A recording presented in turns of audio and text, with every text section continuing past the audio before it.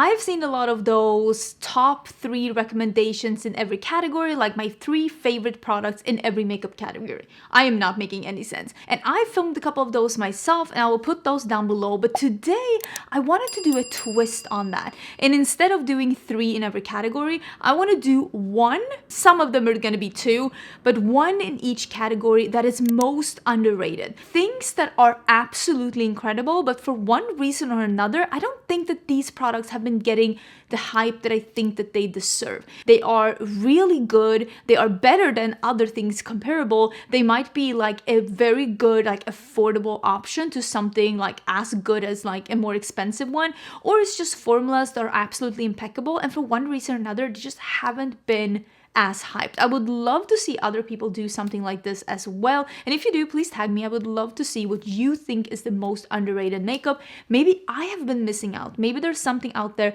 that I need to try. I am gonna start with foundation and then work my way through like concealer, powder, bronzer, blah, blah, blah. And then I'm gonna mention fragrance at the end because I think that there are some untapped potential. And to make this video a little bit more interesting for me, I am an indie makeup lover. I review so much indie makeup. A lot of the things that are out on the market I get to try and I get to let you know about. So I am gonna keep this to mainstream makeup because otherwise I could, for most things, I could recommend an indie thing that I think is better than mainstream. So for this video specifically, I am gonna do mainstream makeup. Do with that information as you will. If you would like to see an indie version of this, if this is a video you like, let me know in the comments down below. Let's jump in. The first thing I'm going to mention is actually something that just was released. And you might say like, oh, but you don't even know if this is going to be hyped or not. Hear me out. This is the One Size Turn Up the Base foundation. This foundation is amazing, but I don't think that this foundation has gotten as much hype as the Easy Blur by Huda Beauty, and I think, in my humble opinion, that this one is a better formulation if you have oily combo skin. This holds up even without a mattifying primer. This does not break down, it does not move on your face, it doesn't look flat matte, and it is not heavy or thick on the skin. It just really controls your oils, not only because some foundations are like, oh yeah, it's not going to break up with your oils. This not only does not break up with the oils, it kind of prevents them from coming out. I don't know what kind of magic is in here, but this one deserves so much more hype than it has gotten, and I feel like we almost got sucked up into the hype of the new Huda Beauty foundation, and we forgot that unless you have dry skin, this one might actually be better for you. And when it comes to concealers, I literally can only mention one, and this is for a very simple reason. This is one of my absolute favorite concealers in my collection. It's almost out. I'm almost out of this one. I have used so much of this. This is the Maybelline Superstay 30-Hour Concealer.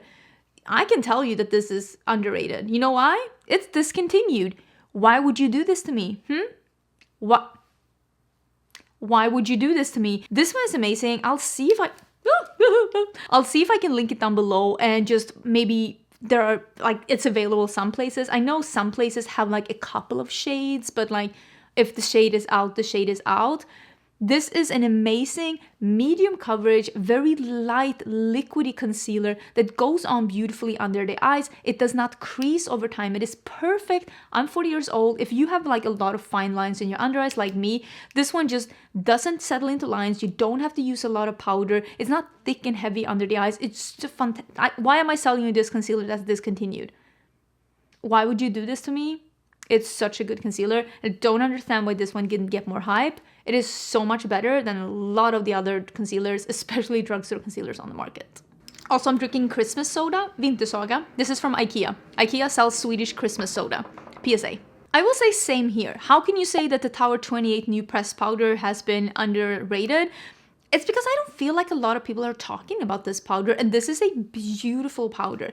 It is light and airy. It has the perfect amount of pigmentation. It sets your under eyes and makes everything on your face matte but not flat, sets a concealer without looking heavy or crepey or giving too much pigment. I think this is beautiful. I have this on my under eyes today. I think it's absolutely amazing. I have the... It's called Palisades Pink. I don't know if this is the pink one. I'm always like confused when I see this because I don't think it's like as pink as it is in the promo pictures, but the formula is fantastic. And this is one of those new releases that I'm like, why aren't more people talking about this? I don't hear anyone talking about this. Maybe I'm not watching enough videos.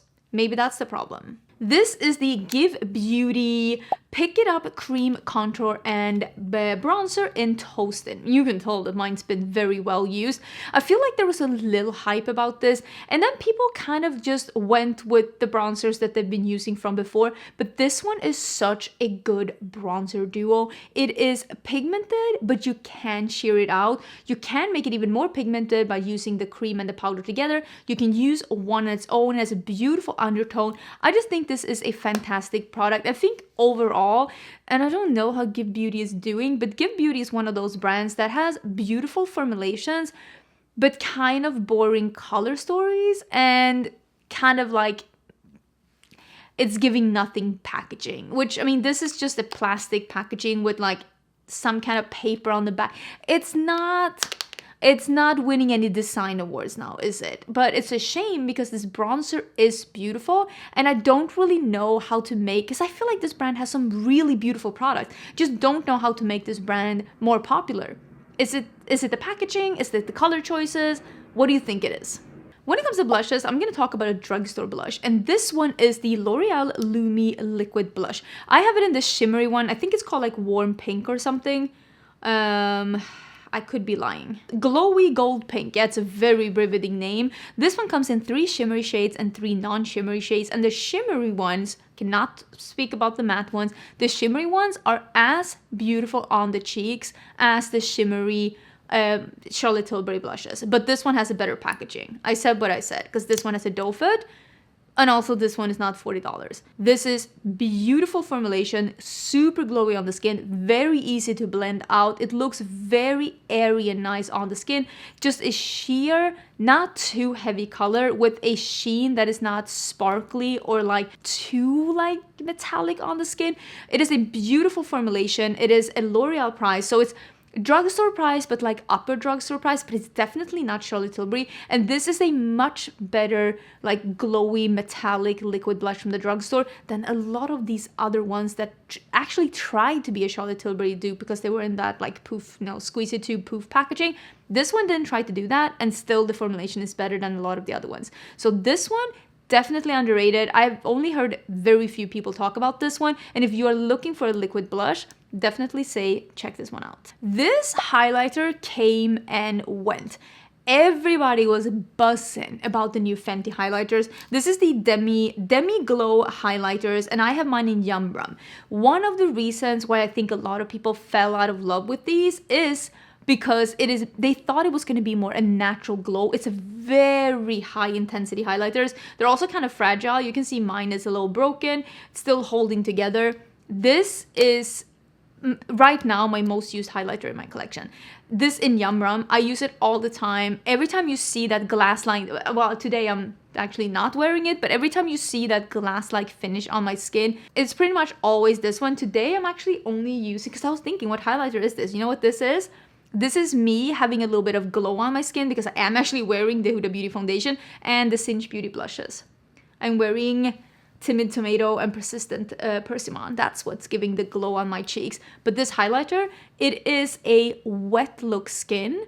It is a very thin formula. It is a powder formula. It is semi-transparent. It's just a wet looking glass skin.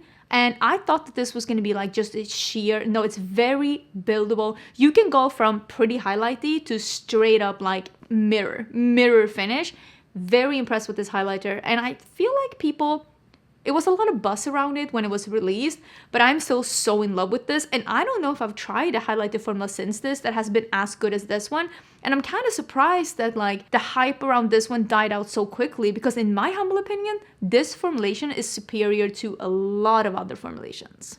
When it comes to eyeshadows, I'm going to be completely honest with you. I don't think there's anything mainstream that is particularly underrated. If it's good, it is probably pretty valid rated. I feel like it's getting the hype that it's supposed to be getting. And if it is not good, I feel like people are like, I don't know if I can think of a single like eyeshadow mainstream that is not getting appropriate hype. Let me just put it like that. Some of them are maybe a little bit overhyped even. But one of the things that is so good that actually yesterday I decided, you know what? I want more colors. are these eyeliners from Makeup Revolution. These, I think they're called the Streamline. Yeah, Streamline eyeliners. I have 3 colors. They come in metallic and like non-metallic colors. All of mine are non-metallic. I have the yellow, the orange, and the green. They come in like more neutral colors. They come in metallic colors, and they come in some poppy colors. And I decided to get a beige one and I think a purple one. These are very good. They're extremely creamy, almost to the point where you're like, wow, these are so creamy, but it also makes them really go on the waterline, and they're like almost a little oily in consistency, so they don't dry out your waterline. They don't transfer into my eyes. There are some formulas. You saw me review the H&M liner that just went and created like a worm in my eye. Absolutely atrocious. These do not do that, and they stay on my waterline. They're pigmented, they're easy to draw on, and they stay on, and I just am so impressed with these, so I had to buy a couple more. And I feel like this is a formula that I have not heard a single person talk about. Such a good formula. 10 out of 10 recommend. When it comes to lip liners, again, this is something where I'm like, oh, I really want another color. Can you tell how small this is? I have been using this so much. I travel with this one. I absolutely love this one. And this is the one size liner. These are the Lip Snatcher Lip Filler Pencils. I have Out of Line, and in my wish list for the Sephora sale, I have another shade. This is, okay, let's rewind. I love a lip liner that is a sharpenable lip liner, because I feel like those are not too overly creamy, and they usually dry down to the point where it actually does what a lip liner is supposed to do. Because a lip liner is supposed to keep whatever you put on your lips and not bleeding into your face. So if the lip liner is too creamy, it first of all doesn't do what it's supposed to do, and second of all, it doesn't give you the precision that you want, because with something like this that is almost a little bit waxy, you can really be precise with it and do crisp lines, or you can sheer it out. Something that's very creamy, it only has one level of pigmentation, 110%. These are a very creamy, sharpenable pencil that you can sheer out or build up. It doesn't become thick on the lips. It's a beautiful formulation. One of the better like lip liner, like sharpenable lip liners I've tried from Sephora. Definitely gonna get some more colors, and I am surprised that this is not a lip liner formula I hear people talk about, because it is very comparable to the Makeup by Mario lip liner formula. I'm gonna be honest, this one is slightly more creamy, which makes it a little bit easier to work with. So I'm just surprised that this one is not getting more hype, and I'm wondering if it's because there's fewer colors. I would love to hear your thoughts about that, but this formula, especially Out of Line, it is a beautiful, like, it's like a mauve, it's like a, what would I call this? A muted mauve red neutral. Beautiful. Okay, I'm gonna cheat when it comes to lip formulas, because I have 2 lip formulas that I want to talk about, and I think, listen, I don't want to say you heard it here first, but I'm feeling the air. I am sensing the return of matte lips. I'm wearing matte lips today. I'm having just a lip liner all over my lips. I think matte lips are coming back, and I think both of these formulas that I'm going to talk about, they really nailed that very sophisticated, modern liquid matte feeling that I think is going to be super popular in a year. I just think that these 2 brands were too early for the mainstream market. And I'm saying also for the mainstream market, and I'm also saying for North American, European market, because I feel like these formulas are super popular in Asia, but I think they were too early for this market, because I don't think the market here is ready for another round of like liquid matte lipsticks. I am, that's why I love these, but I'm just letting you know these are amazing, and I think they're underrated because they're too early on a trend that hasn't begun yet. First is going to be, everybody say it with me, nobody's surprised, these are the Lip Velvets by ABH. These are the 2 new colors that just released, well, they released 4 colors, and I bought these 2 colors. So I have Pomegranate and Cool Brown.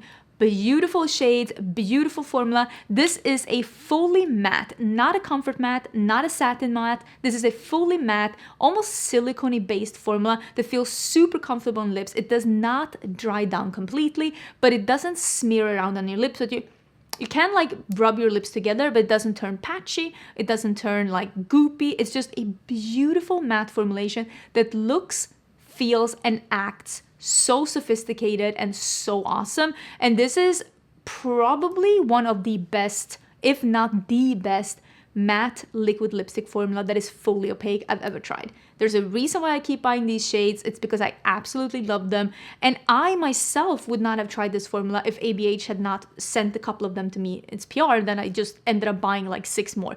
Absolutely incredible formula. And if you, like me, are ready for another round of matte liquid lipsticks, but you just cannot deal with those dried down completely, cement, just painful matte lips, try this one out. It is a beautiful formulation. And with that being said, the new matte lip tints from Benefit. Absolutely beautiful. Same here. I have another shade in my basket for the Sephora sale. This one is French Toast, I think. Yes, French Toast. It is a really beautiful, like, mid-tone peachy nude. It smells like Tutti Frutti candy. Almost like a Tutti Frutti toffee.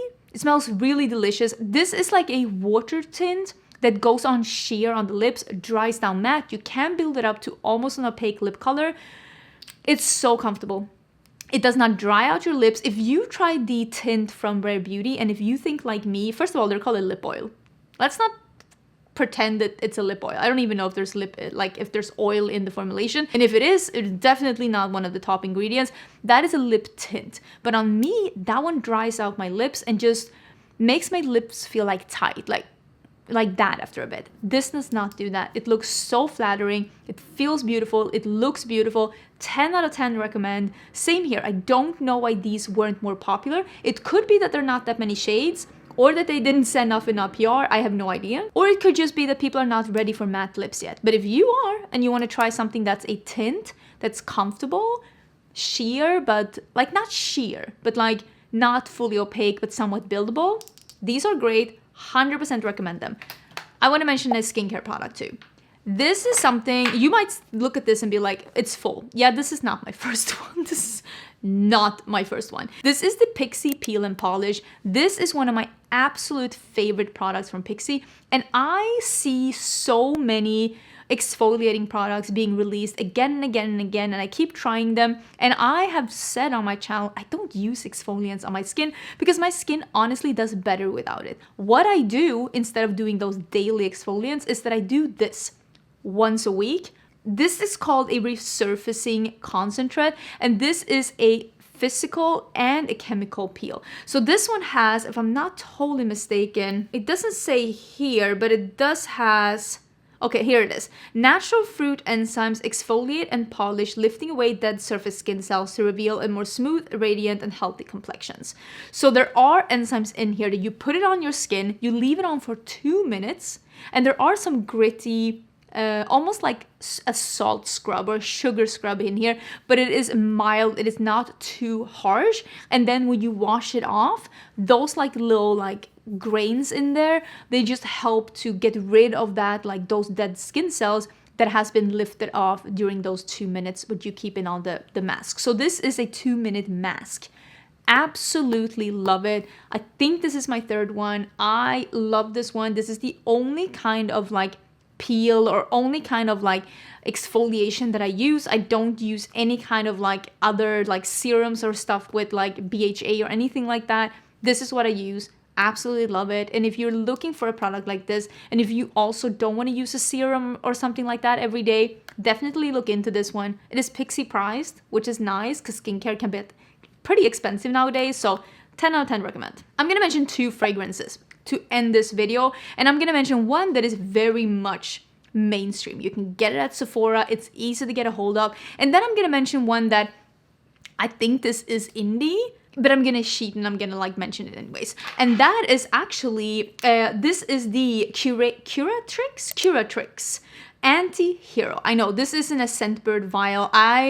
Oh my god, trust me, the whole Scentbird thing did not go unnoticed for me. I had so many videos in a row where I was mentioning Scentbird at the same time as the drama with Scentbird was going on. I don't even want to call it drama, but the owner of Scentbird was saying some really, really nasty things. And since then, I have canceled my Scentbird and I have canceled my sponsorship with Scentbird, which is a shame because I really liked the service that Scentbird had. I just cannot, like, they really need to do something about that. Like, that owner was running berserk and just honestly ruining the company. But this is one of the last ones that I got before I canceled my subscription. This is so good. And I don't hear a single soul talk about this. And I have used, and I try to not overuse it. I've used about a third of this, and I try to use it as little as possible because I love it so much and I don't want to run out of it. And I already told my husband, you know, you always ask me what I want for Christmas. I want this. I want this. Please and thank you. I decided to pull out the notes to tell you what's actually in this, but the way that I think that this smells, it smells spicy apple pie with booze. It's almost angel share, but it has a smokiness to it. So the notes of this one is apple, cardamom, saffron, cognac, rum, sandalwood, vanilla, and praline. So what I will say, there is very few, I'm gonna use a little bit of this and I'm like, don't leave me. There are very few gourmand scents that I love. It smells like a boozy dessert with apples, and it's got a smokiness that is just so intoxicating. This is just the sexiest, most enticing gourmand scent I've ever smelled. This scent is literally, I'm not like other gourmands. This is not a cupcake. This is not candy floss. This is boozy, grown up, but still warm and sweet. And I just, it's so incredibly good. I can't get over it. It's the smokiness. It's so good. It is so incredibly good. So I will link this one down below. I've only been able to find this at their own website. Fragrances can be a little bit expensive for sure. The full bottle is $190 and I've only seen it at their own website. I think they sell samples. Okay, you can buy a sample for $10 so that you can try it out yourself. I think that's really, really smart because, you know, sometimes you don't know if you're gonna like something or not. And if it's $190, like if something like that, you definitely want to try it out. But if you are wanting, I don't know what to say. I don't know what to say. It's so good. So the mainstream fragrance that I want to talk about, and I have a full-size bottle of this one, and it is because one of my absolute favorite scents is Petrichor.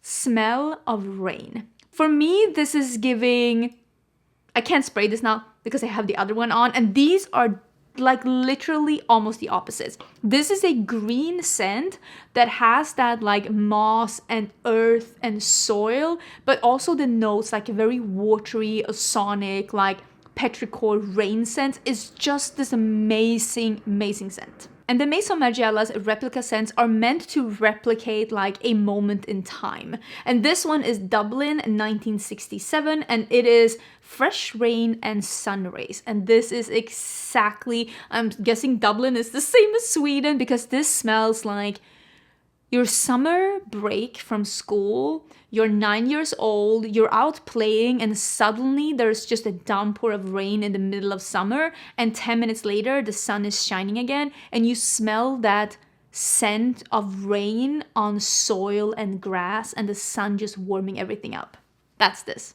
Did I sell you on this fragrance yet? It is sold in a miniature one as well. And I think that the replica scents are so hyped up, but this one never was. I never saw anyone talk about this scent. And if you want to try something totally different, maybe you love fresh scents, but you're like, maybe I don't want to get like a suntan lotion one or a white floral one or just a typical vanilla one.